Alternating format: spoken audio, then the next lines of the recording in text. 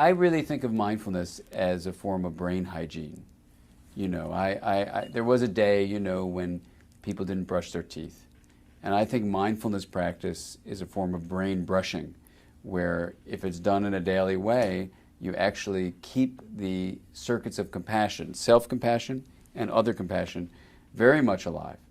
And that's been shown over and over again.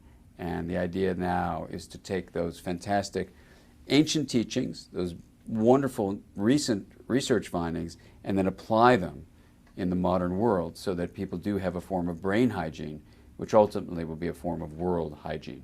So however you define mindfulness, you know, there are three big ways of defining mindfulness. One is just the English use of the term, you know, being conscientious, caring, and intentional in your parenting. That's how Mary Hartzell and I used it in our book, Parenting from the Inside Out.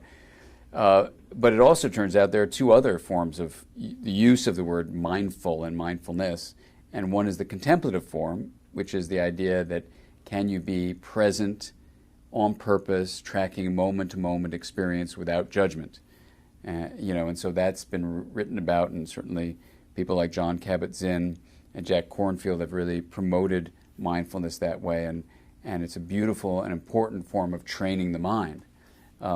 The third kind of mindfulness, besides the conscientious one and the one that's about contemplation, is the idea of a creative mindfulness that Ellen Langer writes about. And that's the idea of not coming to premature closure on assumptions or categories and really kind of remaining open. And so whichever kind of mindfulness you're referring to, creative, contemplative, or conscientious, you know, there's a role in mindfulness in all these three broad ways and whatever other ways we can imagine in parenting. Parents need to be conscientious, intentional, and caring in what they do. They need to be present moment to moment, tracking experiences, letting go of judgments, and really being open and kind and compassionate, having self-compassion, and doing all these beautiful things that mindfulness practice brings about.